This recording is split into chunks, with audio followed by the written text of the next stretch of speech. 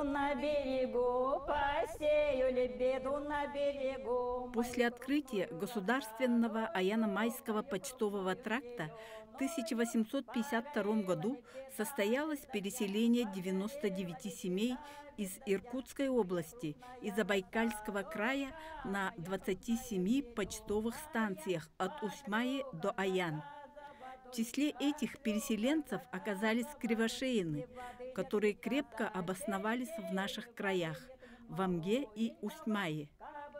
Сегодня наши гости – это потомки тех переселенцев, которые верой и правдой служили Российской империи в чине станционных смотрителей. Скакала бы, плясала по лугам, скакала бы, плясала по лугам, по зеленым по дубравушкам, по зеленым по дубравушкам, дамским молодым казаком, дамским молодым казаком, сразу дал им добрым молодцем, сразу дал им добрым молодцем. Раз, душечка, казак молодой, раз, душечка, казак молодой, что не ходишь, что не жалуешь ко мне, что не ходишь, что не жалуешь ко мне. Давайте я вам расскажу.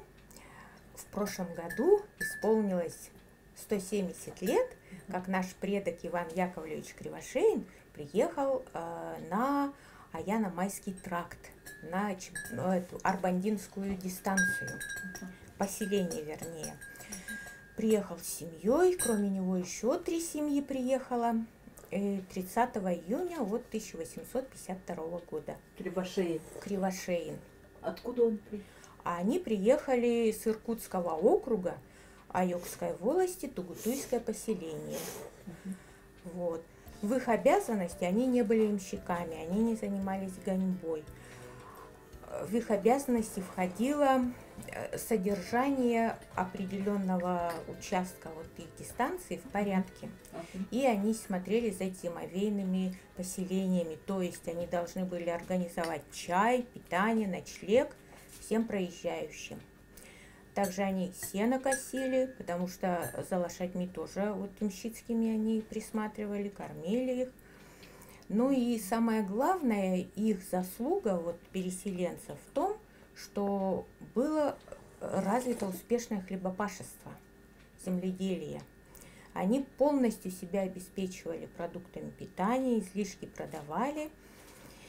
Вот там мясо, рыба, там масло, ягоды, грибы они тоже собирали, тоже излишки продавали. А земледелие, значит, чем? Ну, они хлеб выращивали, овощи там, вот пашенные-то они, мелочь разную. Себя полностью обеспечивали. А как же они с России там привезут сюда? Вы что? Это же очень затратно было. И вот потом, когда Аляску продали Америке, ну я вот точно не скажу, 57-й, 58-й, где-то так годы, нужда в этом Аяно-Майском тракте отпала. И многие смотрители, они, кто вернулся на родину к себе, в Иркутский округ, кто поехал в Приморский край или в Амурскую область, а наши, как и многие другие, поехали в Амгу-Слободу, и там образовали поселение Покровка. Вот. И там в Покровке до сих пор, сказали, стоит дом, где жили Кривошеины.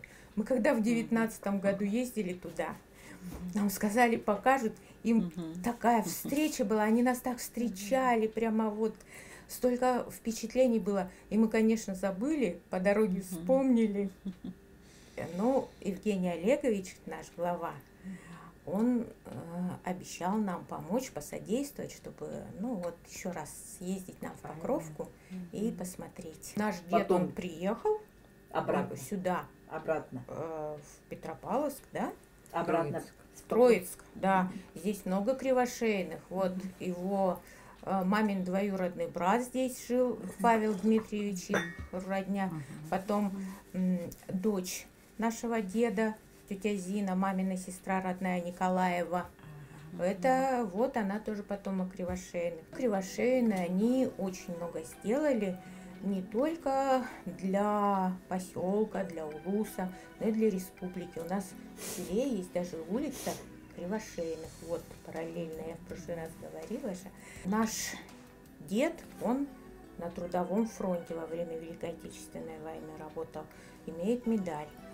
А потом мамин дядя Федор Васильевич Кривошеин, он вывел особо морозостойкий сорт пшеницы, Победа называлась. И ему в Амге поставлен памятник.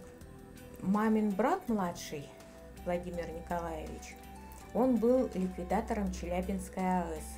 Это мы сейчас знаем, что Челябинская АЭС по масштабности она была больше, чем Чернобыльская. Вот он был ликвидатором, но их совсем не так давно признали вот ликвидаторами. Потомки Кривошеиных, они ходили в Чечню, защищали нашу родину. Вот сын Любовь Александровны, он участник вот этой чеченской кампании. Сейчас многие наши родственники тоже находятся на СВО. Так что Кривошеины очень много сделали. Во время Великой Отечественной войны они воевали. Участник. Да, он участник, это мамин двоюродный брат. А мамин старший брат Леонид Николаевич, он дошел до Кенигсберга, тоже участник войны. Но потом они переехали, это уже где-то в 50-е, да, после 50-х, ближе к 60-м годам, да? Вот, они переехали в Иркутскую область на историческую родину свою. И сейчас наши родственники там живут, там мамин брат младший самый остался один, наши двоюродные братья и сестры живут. Дочь Кривошеиной Галины Николаевны, она, кстати, у нас была известным в республике овощеводом, кавалер ордена Знак почета. Наш коллектив, он образовался в 2001 году. Вот, не так давно отметили 20-летие. И вот Любовь Александровна, она как раз является хранителем песен, потому что, ну, мы маленькие были, она больше бабушку помнит, бабушка и песни пела, и вот теперь те песни, которые мы поем, вот как раз они привезли с собой. Раньше же не было, ну, телевидения, радио тоже такие песни не пели, вот они привезли с собой, но мы их сохранили. И вот все, что мы умеем, чем увлекаемся, это нам досталось от наших родителей. А их, в свою очередь, научили их родители. Ну и мы, конечно, тоже своих детей, внуков сейчас тоже стараемся научить, привить любовь, вот, допустим, к растениеводству, там, увлечения разные. Каждый из нас имеет свою коллекцию. У Любовь Александровны большая коллекция. Она собирает коробки из-под чая металлические, ложки деревянные. Любовь Петровна, у нее вообще необычное такое увлечение. Она коллекционирует салфетки и вот упаковки от чая. Я новогодние открытки и колокольчики. Ну, у меня много чего было, сейчас вот не занимаюсь. А вот вышивки, конечно, все вышиваем. Вот и Любовь Петровна вышивает. Она у нас часто участвует в разных выставках улусных. Любовь Александровна, она полпоселка Любовь Александровна научила вышивки крестиком. Бабушку как помните? Как, сколько стало себя помнить, столько и помню до ее конца. Какая она была? Бабушка у меня была хорошая, воспитывала меня, моих двоюродных. Сестру она помогала воспитывать. Все время. Чем она занималась? Ну, на моей памяти она уже дома находилась, сидела со мной. Мать все время по фермам, по работе. А дома я да бабушка. Она сама дрова пилила, сама снег таскала, сама лед колола. Все сама делала. Она приехала с Иркутской области, да? Нет, она не с Иркутской области. Ее... Она Орловской. приехала с тетей. Тетя у нее работала фельдшером где-то в Амге. И вот вышла замуж, а ее взяла на воспитание от своей старшей сестры, у которой муж этот, ну, короче, он работал на железной дороге. И его этот, типа, ну, попал в аварию. И вот она взяла, бабушку привезла в детстве, в раннем детстве. И замуж вот выдала за Кривошеина там в Анге. Она сама откуда? Ну вот, и точно я не скажу. Я лично думаю, что она где-то из Томской области, из деревни. В этой области раньше была деревня Орловка. Сейчас она есть, нет, не знаю, это было в позапрошлом веке. А у нее в этой паспорта не было же у колхозников. У нее справка была там написано Орловск неполное слово. Нельзя сказать, что это губерния или... Поэтому я не скажу. Я сама думаю, что это типа она из Томской области.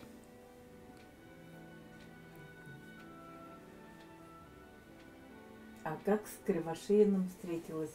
Где? То ее Это очень случилось? молоденькую выдали замуж. Встречались они, не встречались, но замуж ее выдали. Девчонка совсем молодая.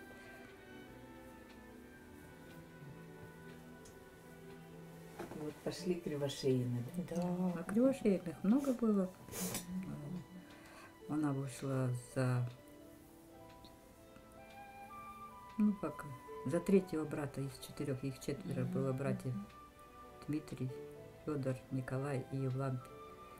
И вот она вышла за Николая.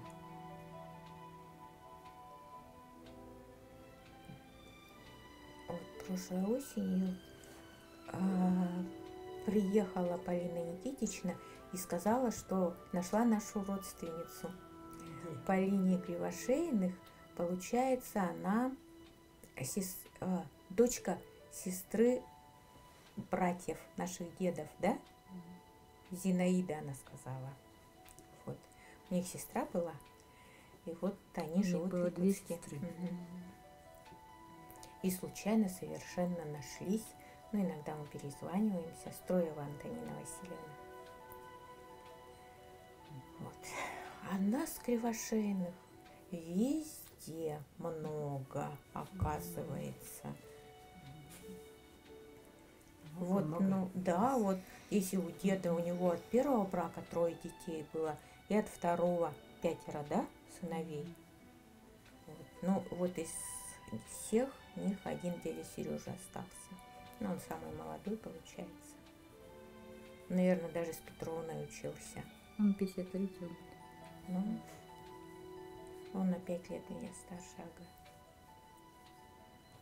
Чубарики чубчик малина, чубарики чубчик малина, малина, малина, малина.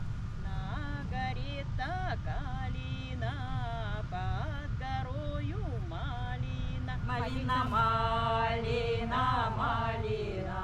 Чубарики чубчик малина, чубарики чубчик малина, малина, малина, малина. Там девица гуляла, там красная гуляла, гуляла, гуляла, гуляла. Чубарики чубчик гуляла, чубарики чубчик гуляла, гуляла, гуляла, гуляла. Калинушку ломала, калинушку ломала, ломала, ломала, ломала. Чубарики чубчик ломала, чубарики чубчик ломала, ломала, ломала, ломала.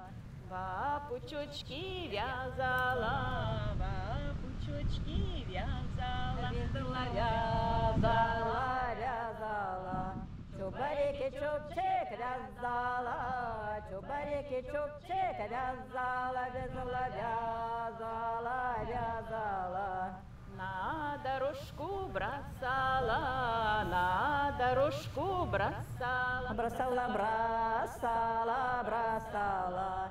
Чубарики чубчик бросала, чубарики чубчик бросала, бросала, бросала, бросала. В офицера попала, в офицера попала, попала, попала, попала.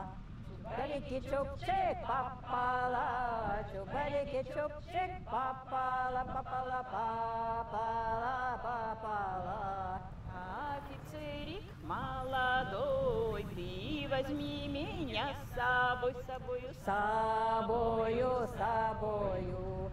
Чубарики-чубчик с собою, чубарики-чубчик с собою, с собою, с собою, с собою.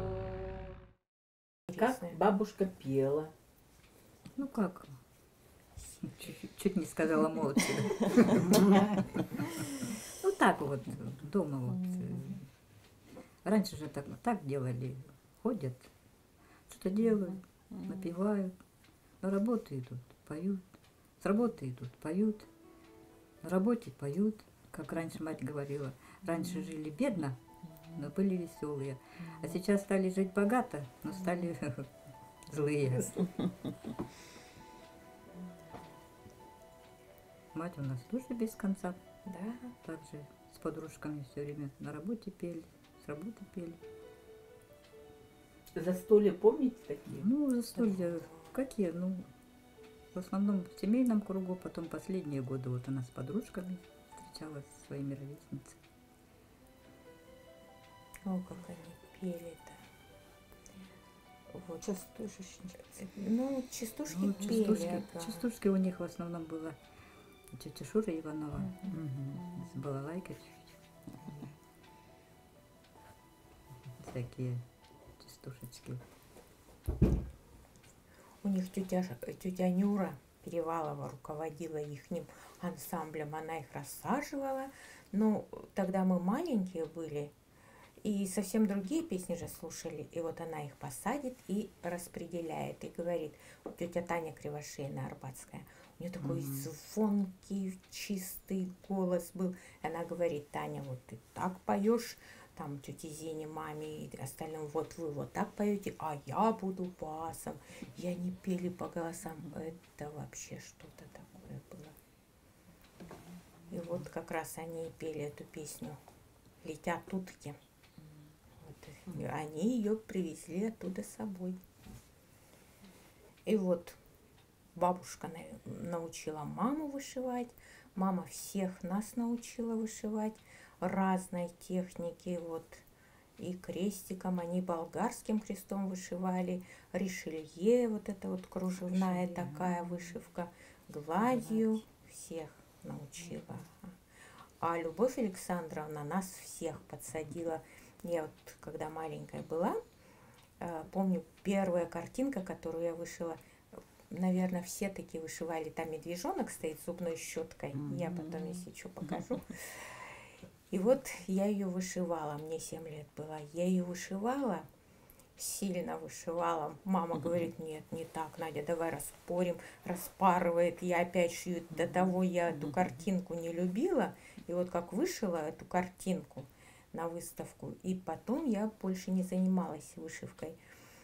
И тут как-то, ну, 90-е, это где-то 95-й, наверное, прихожу к Любовь Александровне. Она вышивает такие милые натюрмортики, прямо такая красота. И я думаю, ой, я попрошу у нее, потом думаю, да нет, ей есть кому дарить, у нее дочки, внучки. И думаю, я же тоже так умею. Пришла домой и попробовала, вот с тех пор и вышиваем. Что заставило их сюда переехать? Они вот там набирали, наверное, на этот Аяно-Майский тракт, как раз они там проходили не так просто, что захотел, поехал. Там они проходили строгий кастинг, потому что вот эти смотрители, от их работы зависела же жизнь, даже можно сказать так, других людей. Вот имщик приехал не покушать, не погреться. Вот они их там набирали, чтобы они были, ну как бы сказали сейчас, высоконравственные, обязательно семейные, чтобы они умели работать, ну, с землей, земледелием, чтобы знали это. Вот проходили очень строгий отбор, потом их, конечно, государство хорошо обеспечивало, вот чтобы они там жили, им там и зерно давали первое время, и деньгами им давали. У нас очень этим занималась наша младшая сестра Софья Дмитриевна. И вот Татьяна Сергеевна, ее дочка, она как раз писала про этот Аяно-Майский тракт. Они писали нет, дипломную работу или научную работу с Казаряном, вот, который занимается вот этими вот трактами, занимался. И вот она писала научную работу, и там прямо вот расписывали, сколько там им чего давали деньгами, продуктами. Вот, и они приехали, и вот когда закрылся этот тракт, ну, вот, пала необходимость, они переехали, кто куда, кто вернулся, вот как я говорила, а наши, как и многие, поехали в Амгу-Слободу. Вот так попали. До Охотского моря. Да. Там они грузы возили, почту и все такое прочее. То есть ямщики, а Да, я на ямщик- майской. Да, да, ямщики. Так. А наши, они не гоняли почту, гоньбой не занимались, они были смотрителями. То есть за вот этими зимовейными поселениями следили. В их обязанности входило чай, ночлег, тепло, там пропитание всем проезжающим. Вот. И потом На лошади станках. стояли же, они их Да, меняли. да, вот и они и Лошадей сено задержали. косили, да. Потому что там через определенное количество километров были станки. А Петропавловск откуда пошло? Это и святые Петр и Павел, в честь них. Раньше же это Чаран был, потом Мы еще приехали. учились Мгм. вот здесь в начальной школе, когда у нас была Чаранская начальная школа. Чаран, да? Чаран. Да. Это были Ну, сейчас конец мы тоже 50-х. вспоминаем, всегда говорим Чаран тоже. Мгм. Пойдем Чаран. А исконные тогда Чаран. Чаран. Мгм. А Петропавловск? Потом уже. Вот тут? В советское время тогда? Нет, Нет, там эти там где-то, может, по документам оно и было. 140, сколько мы? 5. 145 лет отмечали. 147. В каком? В Тогда, наверное, 21-м. Вот 2 года назад, Мгм. получается, 145 лет отмечали Петропавловску. В честь святых Петра и Да, Павла. да, Как Троиц честь. да, Честь да, да, Троицы. да. Название дано. Хорошо. Мгм. Там духоборы жили в Троицке. Духоборы. А скопцов не было? Скопцы были. Были. Ага. Наши не скопцы и не духоборы. Не, ну, ведение хозяйства-то примерно такое же Одинаковое было. же, Тем же и земледелие, занимались. да. Ага. Скопцы Либо вот Паша сюда в тоже основном скотина, да, хлеб. Это Хлеб духобор здесь уже- садили до 58 года, Ага. пока колхозы были. Последний раз вот в 58-м посеяли. Всё, на этом. И они переехали. А эти духоборы уже жили где-то вот недалеко от Кюкцев, да, которые переписывались С Львом Толстым. Да. Это Да. они же? На Нюрчахая жили они. Мгм. Да. Вот. Затумула. Мгм. Так что у нас здесь очень интересно, если копаться, да? А какие всякие легенды, сказки рассказывают-то. О, А по этой дороге он, главное, шашкой-то это мгм. проскакивал строт-то. Да. А вот как раз бабушкин муж второй, который Черных, А, черных. он же в отряде Строда, да, воевал? Мгм.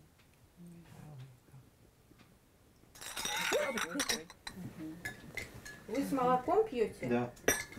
Да, я вам оставлю место для молока. Так, это вам. А куда пойдем?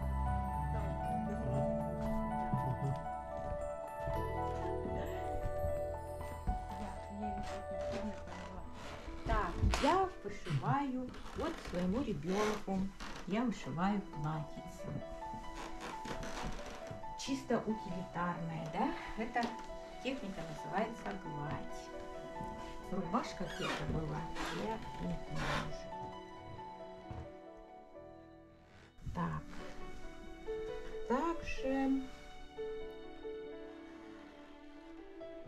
вот раньше они же вышивали рушники, Ага. но это уже как бы стилизованное, Мгм. получается, более современное.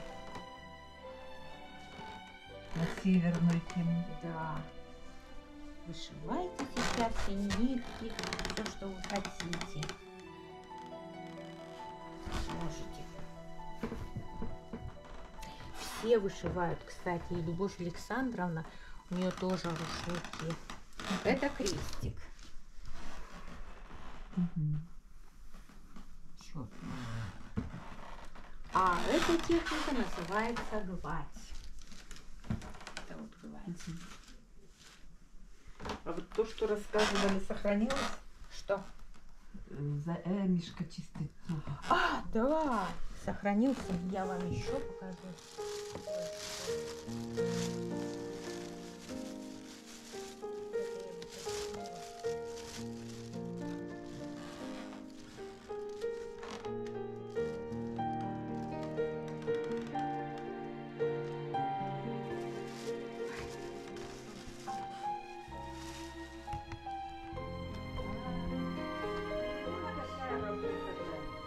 Это мне 7 лет было.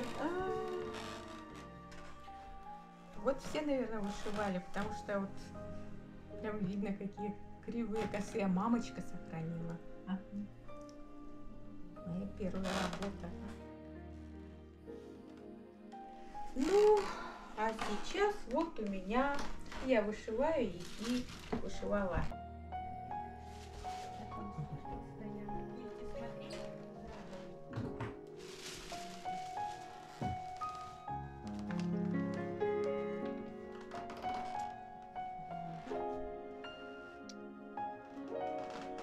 А давайте я вам еще покажу. Подождите-ка, это она у меня была. А самая сложная техника это гладью, да?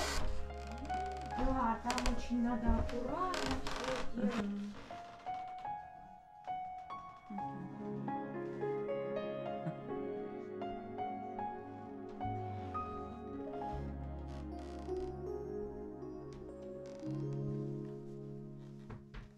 Вот, смотрите. Вот это уже точно, это их. Они оттуда уже, наверное, привезли. Я не знаю, как эта техника называется. Это мне мамочка подарила. Вот раньше у них же не было занавесок, тюли или чего. Видите, из марли сделали.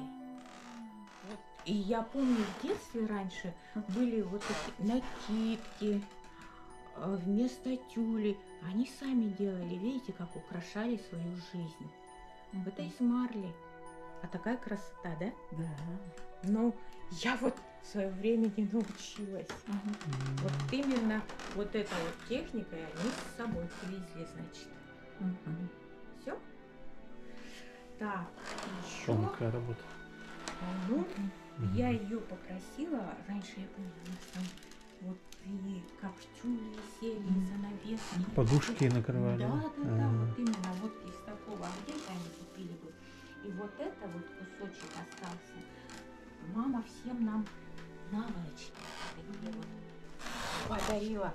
Но они уже, видите, от старости ветхие уже совсем стали. Вот я думаю, что с ней сделать. Видите, как они вышивали? Это гладь. Под рамочку и на стеночку. Ну, тоже можно. Ну, я сейчас ленюсь, мне как-то. А это вот, помните, наверное, раньше у всех такие были салфеточки. Вот это тоже мама вышивала. Голубь мир. Вот они же раньше голубков, там всякие вот эти салфеточки. Картинки будете смотреть? Ага.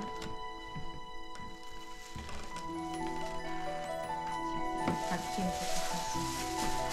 Ну, мне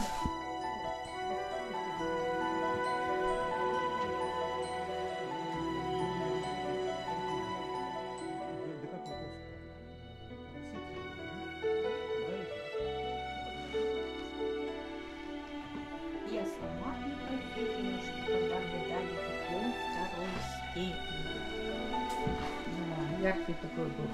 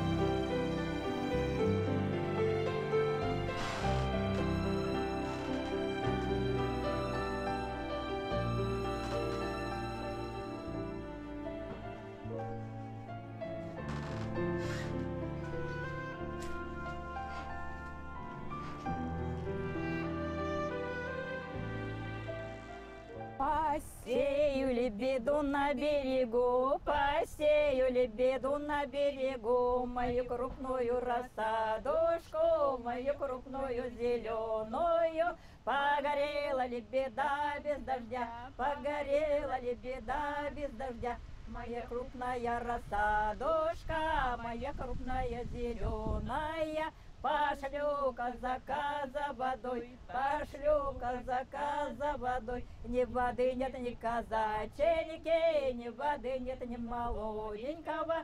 Кабы мне молодой да вор на коня, кабы мне молодой да вор на коня. Я бы вольною казачкой была, я бы вольною казачкой была. Скакала бы, плясала по лугам, скакала бы, плясала по лугам, по зеленым по дубравушкам, по зеленым по дубравушкам.